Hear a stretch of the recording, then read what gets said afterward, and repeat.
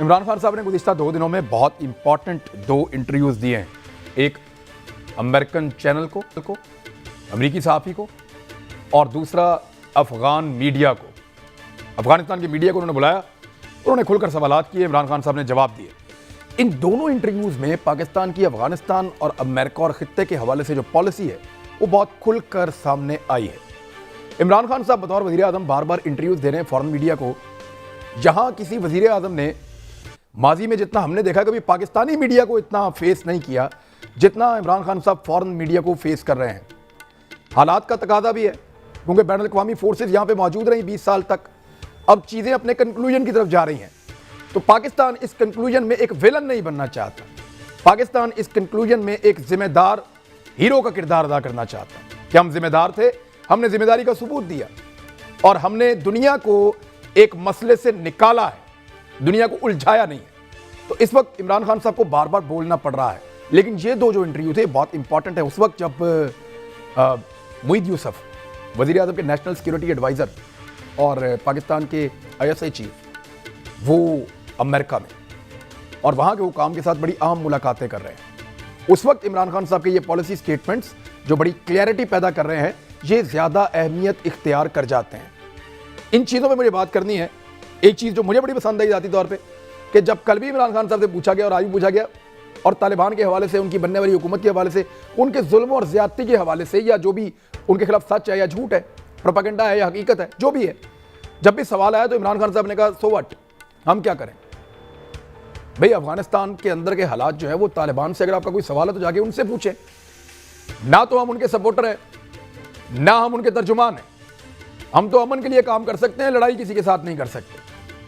دوسرا, انہوں نے جو ایک پاکستان کے اوپر ایک بڑے لمبے عرصے سے الزام لگتا رہا ہے کہ ایک اسٹریٹجک ڈیپتھ پاکستان چاہتا ہے کہ افغانستان کو ایک اپنی حمایت کے طور پہ ایک اسٹریٹجک ڈیپتھ حاصل کرنے کے لیے اس کو انٹیکٹ رکھے, وہاں پہ فیورٹس بنائے.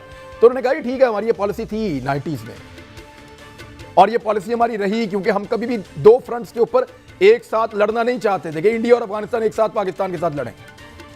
تو ہم نے سوچا اور ماضی میں یہ پالیسی رہی کہ ہمارے فیورٹس ہونے چاہیے, لیکن اب پاکستان کا وہاں کوئی فیورٹ نہیں ہے.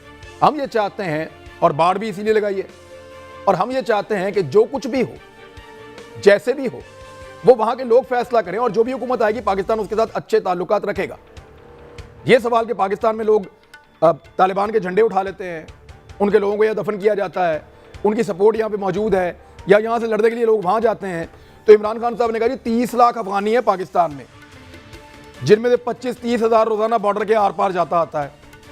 یہ جو 25-30 ہزار بندے جاتے آتے ہیں, ہمیں کیا پتا کون لڑنے جا رہا ہے, کون علاج کروانے جا رہا ہے, کون کسی کو ملنے جا رہا ہے, کون تجارت کرنے جا رہا ہے, کسی کا کوئی بیمار ہے, کون کس کام سے جا رہا ہے, ہمیں نہیں پتا. اور جو آ رہے ہیں ان کا بھی ہمیں نہیں پتا, کیونکہ لوگ ہتھیار لے کر یا یونیفارم پہن کر تو آتے نہیں ہیں. اور لاکھوں لوگ جہاں کیمپوں میں رہ رہے ہوں, ہم جا کے کیا ہر ایک کو پکڑ کے پوچھیں کہ تم طالبان کے حمایتی ہو یا مخالف ہو؟ تو یہ ممکن نہیں رہتا. ہاں, ایسے ہو سکتا ہے کہ آپ 30 لاکھ افغانیوں کو واپس لے جائیں افغانستان میں, اور پھر آپ ہمیں بلیم کرنا شروع کریں اگر پاکستان کی طرف سے کچھ لوگ لڑنے جاتے ہیں, تو یہ تب کی بات ہے. تو یہ بڑی کلیئرٹی ہے. یہ ایسی چیزیں ہیں جو ماضی میں ہم کہہ نہیں پائے, ہم شرمندہ ہی پھرتے رہے ہمیشہ. دنیا جو ہے, دنیا نے ہماری منجی بھی ٹھوکی, یعنی ہمارے بیڑا غرق کیا پاکستانیوں کا. دنیا جو ہے وہ ہمارا مالی نقصان بھی کیا, ہماری 70,000 لاشیں بھی ہم نے اٹھائیں, اور ہر قسم کا نقصان اٹھانے کے بعد بھی ہم معذرت خواہ رہے ہمیشہ دنیا کے سامنے. اب یہ پہلی مرتبہ ایسا ہو رہا ہے کہ پاکستان دنیا کو بتا رہا ہے آپ کی لڑائی میں ہم نے سب سے زیادہ نقصان کیا ہے, اور گاڈ سے ہمیں اب بلیم نہ کریں, اور جو بھی بلیم ہے اس کا کلیئرلی پاکستان رپلائی کر رہا ہے موقع پر. بڑا اہم ہے. ہمارے ساتھ جو مہمان موجود ہے تعارف راتوں کرتے ہیں. PJ میر صاحب کسی تعارف کے محتاج نہیں سر, بہت شکریہ آپ اسٹوڈیو میں تشریف لائے, بڑی مہربانی آپ کی.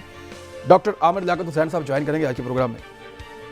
جنرل ریٹائر امجد شعیب صاحب ہمارے ساتھ سینئر تجزیہ کار دفاعی اور پولیٹیکل, بہت شکریہ آپ کا بھی. شیخ وقاص اکرم صاحب فارمر فیڈرل منسٹر ہیں, بہت شکریہ آپ کا بھی جوائن کرنے کے لیے. میں سب سے پہلے PJ میر صاحب آپ اسٹوڈیو میں, آپ سے پہلے یہ موقع ایسا ہے کہ بار بار پرائم منسٹر کو انٹریکٹ کرنا پڑ رہا ہے, فارن میڈیا سے بار بار بات کرنی پڑتی ہے, یا یہ ایک ویسے ہی ان کے رویے کے اندر ہے یہ؟ کیونکہ ہم نے ماضی میں ایسا دیکھا نہیں, حالات کیسے بھی ہوں, ہمارے لوگ اور لیڈر اپنے میڈیا کو فیس کرنے سے ڈرتے ہیں تو فورن میڈیا سے؟ دیکھیں سب سے پہلے تو آپ دیکھیں کہ یہ جو فورن میڈیا کے ساتھ انٹریکشن کیوں ہے اور اتنا زیادہ کیوں ہے. اس لیے کیونکہ پاکستان کے جو مس پرسیپشنز کریٹ کیے ہوئے ہیں پرٹیکولرلی انڈیا نے اس کو نگیٹ کرنے کے لیے ایک اس سے پہلے آپ دیکھ لیں یا تو جنرل ایوب نے ایک میں کہوں گا کہ انٹریکشن کیا تھا, میڈیا اتنا زیادہ وائبرنٹ نہیں تھا, جنرل مشرف کے وقت میں بھی ہوا, لیکن اس کے بعد جتنا انٹریکشن اس وقت ہمارے جو انکمبنٹ پرائم منسٹر ہیں انہوں نے کیا ہے ان کلیئرنگ آؤٹ اور لیٹس سے ریپڈلی کے علاوہ کلیئرنگ پاکستان's پوزیشن. جنرل اسمبلی کی سپیچ آپ لے لیں, جنرل اسمبلی کی سپیچ کے اندر انہوں نے اسلامائزیشن کی بھی بات کر دی, انہوں نے کشمیر پہ بھی بات کر دی, جنرلی انہوں نے ہر چیز کلیریفائی کیا جو کہ کسی نے نہیں پہلے کیا. پہلے یہ ہوتا تھا میرا کیا بھائی, وہ کیا, وہ فلانا, وہ تقریر کر کے. ان کی سپیچ ہمیشہ ایک پریکٹیکل سپیچ رہی ہے, اور یہ جو ابھی آپ نے ریفرنس دیا ہے میں سمجھتا ہوں بڑی اچھی ایک آپ کہہ لو ایک ٹریڈیشن قائم کر دیے. لیکن ایک چیز وہ نہیں کہہ سکے اور نہیں کہیں گے بھی وہ, because it comes into the garb of diplomacy, وہ ہے کہ اس سارے خطے کے اندر اس کی جو آج ہم بات کر رہے ہیں, the Americans have let down the Afghans. یہ ایسا بھاگے ہیں افغانستان سے, انہوں نے باگرام ایئرپورٹ ان کے کمانڈرز کو نہیں بتایا کہ ہم جا رہے ہیں, فلائٹس چلے گئی ہیں, ہر چیز چلے گئی ہیں. اس کے بعد آپ دیکھ لیں کہ باگرام ایئرپورٹ پہ لوٹ مار مر گئی. اب یہاں دیکھیں کہ یہ جو طالبان ہیں دے آر ان کابل, ان کے وارنگ فیکشنز ہیں, اور انہوں نے بڑی اچھی بات کی کہ دیکھو یہ تمہارا مسئلہ ہمارا نہیں ہے. ہیلمند پہ بھی انہوں نے کنٹرول کر دیا, ہر جگہ کنٹرول کیا ہے. میں تو 2 مہینے سے بات کر رہا ہوں, جنرل امجد شعیب اس پروگرام میں, آئی تھنک یہ بھی ان پروگرام میں ہوں گے. میں نے پہلے کہا تھا کہ اگر آپ اس کو ابھی کنٹرول پہ نہیں لے کے آؤ گے you will suffer the consequences, and this is what is going to go آن.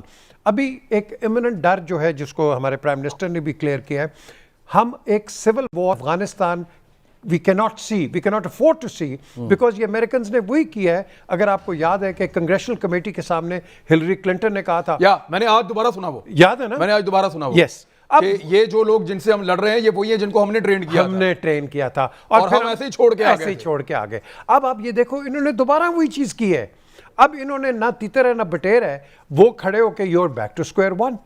اور میں آپ کو بتاؤں, میری جنرل ڈیوڈ رچرڈز جو کہ نیٹو کمانڈر ہیں, جنرل مشرف بھی تھے وہاں اس کے ISS کے ایک میٹنگ کے اندر, میں نے کہا general are you in favor of withdrawing?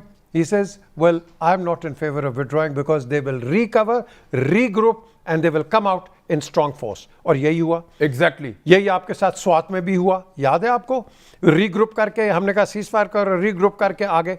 تو the question is کہ پاکستان کا ماڈل تو بالکل ایک الگ لڑائی کا سکسیس کا ماڈل رہا, دنیا کوئی نہیں کر پائی. ہمارے اوپر تو سپل آف افیکٹ آ گیا نا, حالانکہ ہم نے بارڈرز ان کو بابڈ کر دیا, 18 irregular روٹس جو کہ افغانستان میں جاتے تھے آتے تھے, آپ نے ان کو بند کیا ہوا ہے. انہوں نے شور بڑا کیا, but somebody had to do it. So we've done it. The question here arises کہ آپ کے میڈیٹرز اس وقت کتنے تکڑے ہیں, یہ خلیل زاد کتنے تکڑے ہیں. آپ کبھی کویت قطر جا رہے ہیں, کبھی پیرس جاتے ہیں, کبھی کہیں جاتے ہیں. So who is actually going to come in and be the actual mediator? یہ اس وقت بڑا مشکل وقت ہے. And there is no gain. There is no gain, sir. ٹھیک, میں شیخ وقاص اکرم صاحب, میں جنرل صاحب کے پاس جانے سے پہلے, اسٹریٹجی یا پالیسی یہی بہترین ہے جو چل رہی ہے, کیا یہی ہونی چاہیے تھی پاکستان کی ان حالات میں؟ دیکھیں, اگر آپ اسٹریٹجی سے مراد یہ لے رہے ہیں کہ پاکستان ہیز کلیئرلی سیٹ کہ ہمارا کوئی تعلق نہیں ہے what goes on in here, اور ہم اپنے پڑوس کے ساتھ اچھے تعلقات رکھنا چاہتے ہیں.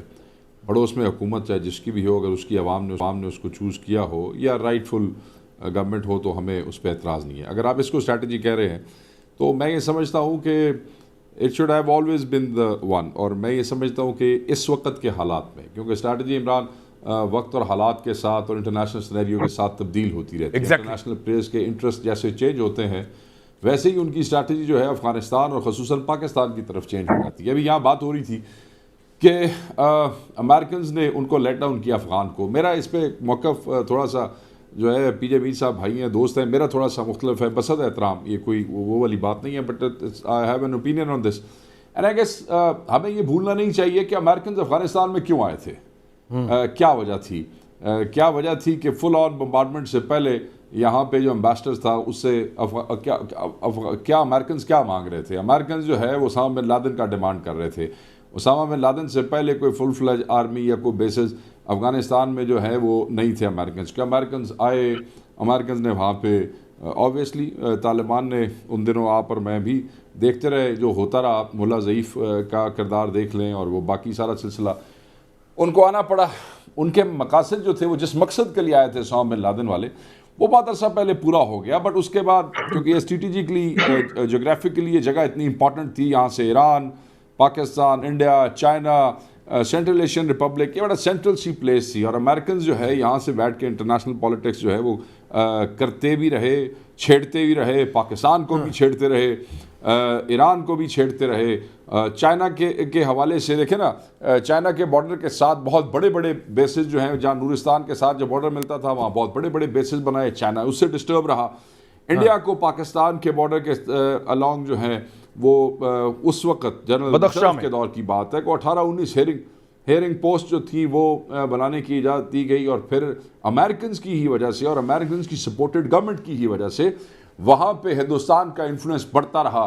وہ جو ایف پیک پالیسی جو ہے اس کے اندر پھر پاکستان کو انڈیا کے ساتھ بیلنس کرنا. اچھا، اب افغان کیا توقع کرتے تھے امریکیوں سے؟ یہ کوئی ان کی مدد پہ پکارنے پہ گئے تھے؟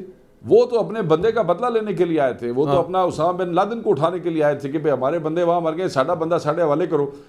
اس کے بعد جو انہوں نے بندے وہاں پہ ٹرینڈ کیے، یہ صورتحال بالکل بھی افغان مجاہدین والی نہیں تھی. جب افغان مجاہدین کو ہمارے ساتھ مل کے ٹرینڈ کیا گیا تھا اور اس کے بعد چھوڑا گیا تھا، وہاں کوئی دوسری فورس موجود نہیں تھی. یہ جو افغان نیشنل آرمی ہے یہ تو سارے پھٹیچر ہیں. ان کے اوپر ان کی ٹریننگ میں کوئی پاکستان جیسا ملک شامل کوئی نہیں ہے. اس کے اندر ڈفرینٹ ٹرائبز ہیں اور ان پیسے تو بڑے لگائے ہیں امریکہ نے. کانگریشنل کمیٹی پیسے تو بڑے لگائے ہیں، 2 بلین سے زیادہ پر منتھ کا ان کا خرچہ ہے. اور 2-4 سالوں سے کانگریشنل کمیٹیز کے اندر یہ بات آ رہی ہے کہ ڈیفیکشن لیول آپ اگر افغان نیشنل آرمی کا دیکھیں، یہ تو وہ بندے انہوں نے وہ کیے ہیں جو کہ وہ جہاں سامنے طالبان دیکھتے ہیں ہتھیار رکھ کے اتنے ہی نال رل جاندے نے. یہ تو وہ کلاشن کو وہاں بیچن والی افغان نیشنل آرمی ہے جو جس اسلحے پہ ان کو ٹرینڈ کیا گیا کئی دفعہ دوسرے ملکوں میں بھی چلے جاتے ہیں.